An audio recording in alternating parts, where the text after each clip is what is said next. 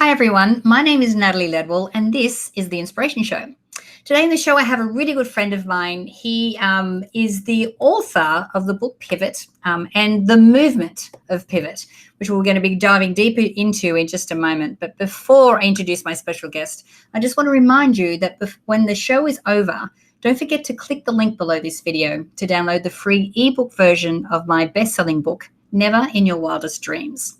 So let me please introduce my special guest, Adam Markel. How are you, Adam? Lovely to be here today, Natalie. Yeah. Thanks for having me. Yeah, it's always a pleasure having you in, chatting with you. We're a member of both the Transformational Leader Council and the Association of Transformational Leaders together. You do incredible, amazing work in the world. And I know that this topic of pivot is exceptionally relevant to our audience and our community. Because I think that many of us, especially in the time of life that we're at, are going through some kind of transition or some kind of change, whether that's through career or children leaving or divorce or whatever that is. And I know that, what you teach and what you practice is really instrumental in helping people through that transition. But before we get into that topic, why don't we start a little bit with your background and how you got into doing this kind of work? Oh my goodness. Gonna go back that far, huh?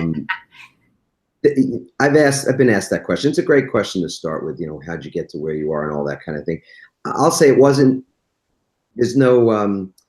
pain. I transitioned out of practicing law, having done that work for 18 years and waking up in the morning and feeling very much on guard, very much, even a feeling of dread about the day. I wasn't excited about it. And I was in a great deal of pain and I had to make a change at that time. I didn't know any other way out. And I think that's very true for a lot of people that world are designing the changes on some level ahead of the curve, if you will, or we're waiting for things to change some other way. Like you said, whether it's an illness or a divorce or a business that goes bad. I was sort of in between those two places. I wanted to change. I didn't know what to do. I was in a great deal of pain, and it eventually put me in the hospital. When I lied on a gurney in the hospital thinking I was having a heart attack that turned out to be an anxiety attack, I realized something was definitely off and we needed to do something about it. So 2.5 years later, through a process that we get to talk about and teach around the world now called Pivot, we made some changes. Yeah. So tell me what's your definition of pivot? What does that mean to you? It's a word that means change. It means in different contexts, I think of pivot as evolution or innovation as well, because it's a very positive term. Or in business terminology, sometimes a pivot means a failure, something that didn't go according to plan. Like YouTube, for example, was a video dating site. Most people I mention that to don't know that. So the video part worked, but the dating part, the dating aspect of it didn't work. And think of YouTube today. I mean, it's a prolific company. Had they continued to just try to force that thing through, make it right somehow, not pivot, if you will, not make a change, they might not be around today. Right. That's very true in lots of businesses. You've got to innovate or die. Right. If you don't innovate, you die. Absolutely. So what are the components of a successful pivot? Well, first and foremost is clarity. You've got to be clear in wherever we're at. And I love the analogy of in a car driving and the windshield is dirty. I grew up on the East Coast, and sometimes the windshield washer fluid, if you hadn't filled it up, or if you had a big storm and used it all up, you'd go to very little, sudden you couldn't see very clearly.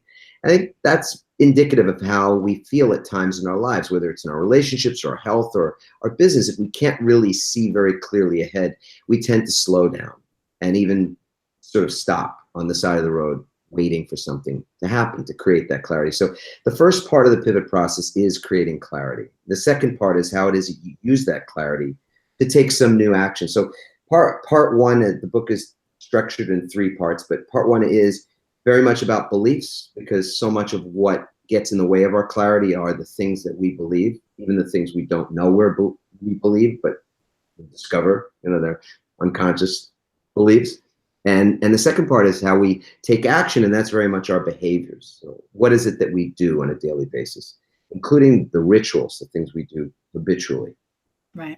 So what do you find is a common theme when it comes to the limiting beliefs or those sabotaging thoughts that hold us back from, living the life that we, truly deserve? Fear is really high at the top of the list. Mm. People are, and fear is an insidious thing. So it shows up in very subtle ways. Like for me, I'll say, I crave certainty, and I'm addicted sometimes to the knowing what's going to happen. And I think a lot of people are that way as well, that when we're in the unknown zone, we don't know what's going to happen next, can't see around the next bend, it brings up a great deal of insecurity and fear even. And I think that's where the work for many of us is, to be okay, not just to be okay or tolerate the unknown, but to actually embrace the unknown. Mm. And that's a different mindset entirely, because then you see change not as an enemy, but as your friend. In fact, it could be your best friend. And oftentimes change is your best friend. You just don't know it until 2 years later or 5 years later and look back, oh my God, that was the greatest thing that ever happened to me. When that illness, that business that didn't go well. And at the time, we're white knuckling the experience of things being unknown, changing, and not knowing how it's all going to work out. And in the end, we look back and go, that was the greatest thing that ever happened to me, because I grew. And in many ways, we have to grow, or we grow or we die. It's the way it is in nature. It's the same way it is for us, I think. Yeah, and I think that change is one of those things that we can always rely on.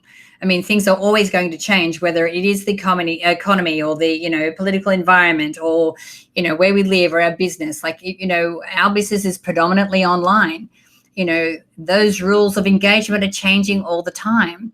And we could either be stuck in one way of doing things, or we can be really open to go with the flow. So looking at that is really important. So you mentioned rituals before. So I'm assuming there's some common rituals that we sort of fall into that are bad habits, and then other rituals are ones that are going to help us, really succeed. So can you share some of, both the bad ones and the good ones that you find a lot of people fall into? Sure. I'll try not to spend too much time on the bad habits. I mean, they're mostly the stuff that exists between our ears. So the thoughts that we have, those are really bad habits. Habitual negative thinking, or thinking about things that don't necessarily serve us in the moment. And I really think that on some level, if we chunk things down to the smallest possible point of our attention, it's something that we can all grasp. So for me, an example of that would be, my only responsibility would be to get this moment right. I have no idea what the next moment's going to bring. I certainly can't control anything that happened a minute ago or last year, but if I can get this moment right, if that's my only responsibility, can I get this moment right? So in this moment, can I be as open-hearted as I'm capable of? Can I challenge fear coming up, or any sort of anger or resentment or anything else that might just show up? Can I do something, shift my thoughts in the moment to be how I want to experience myself being, which would be loving and open and kind and all that kind of thing. So it's being aware, I think, of the habits that we've got, the rituals for thinking that don't serve us. That's the first piece. And the second thing I think that's really fundamentally important in the work that we are doing now with our clients, and many of whom are business clients, is on how it is that we create more self-care. So as opposed to in corporations, a lot of them, the cultures are built on exhaustion, on running people to the point of exhaustion. There's almost no break in our day. There's almost no turning off our business life because of the phone, et cetera. And so because of that, self-care is that much more important. We're exhausted a lot of the time. We're burned out a lot of the time. For me, 18 years, I was working 70, 80 hours a week. And it's not even so much about the time that you spend working, because I still work a lot, and I know that you do as well. It's the time that we spend in recovery. It's the rituals that we create for recovery that are the key. And when you've got a properly aligned recovery ritual, with a work ritual, you've got, something people might call balance or harmony. And I just look at it like, I feel great. My energy is the way I want my energy to be, and I get stuff done. And, I think that's as simplistic as it is. It's also really profound because so many people don't take care of themselves well. Mm. So how do you recover? What do you do for self-care? Thank you. I swim, I walk, I sit in stillness. I'm a crappy meditator, so I'm not a meditator per se, but to quiet my mind, to read something spiritual that just has me sitting in a heart space for a bit.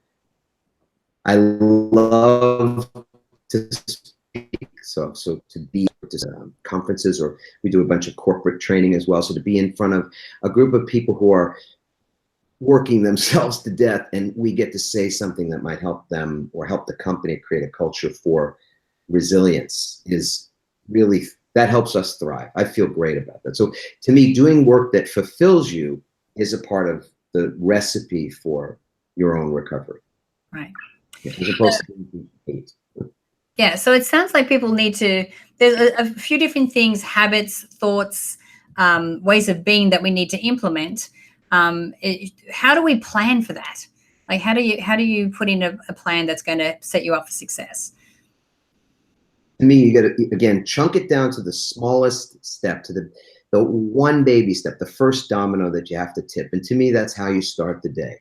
So I just got back from Lake Tahoe. We did a TEDx talk where the premise of the talk, the through line, if you will, was to ask this question: what if you did your life no matter what? And a bunch of stories and personal experiences that led me to have this moment of truth for myself, I guess a dark night of the soul, where I really questioned my self-worth and what I was doing in my life. And I think a lot of people do that from time to time, if not every day, just question their worthiness.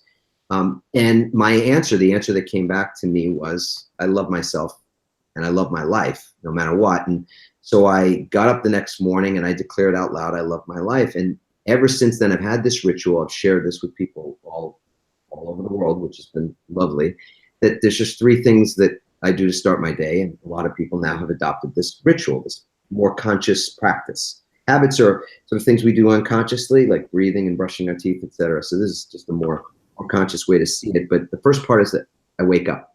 So everybody that's watching, listening to this right now, if you're willing to do that one thing tomorrow, we're already ahead of the game. Right, Natalie? Absolutely. You're willing to wake up tomorrow? Okay? And that was not a guarantee. We're not guaranteed tomorrow either. So at the moment when you realize, hey, I am actually waking up, like physically waking up, taking a breath, there's an opportunity there to recognize a truth. And the truth is that as we're taking that first breath, there are people around this world who are taking their very last breath. So for me, that's a reminder that I can be grateful. Grateful for the breath, grateful for the opportunity of another day, for the assignment, whatever assignment I might have for that day, and to sit in that gratitude for a moment. So I wake up, I feel that gratitude then, and then I say those words, I love my life. 4 simple words. And it is simplistic. It is a simple practice, but it's also, for me, it's been transformational because it really is about retraining ourselves to care for ourselves and love ourselves. And that little domino sets off a chain reaction of things that are pretty amazing. Yeah, well, that's going to be something that I'm going to start implementing as soon as tomorrow, as soon as I wake up. Oh, very cool. So Adam, I want to thank you for joining me today. It's been a great subject, and I know that we have only scratched the surface. So if people want to connect with you or find out more about, Pivot and the project, how can they connect with you?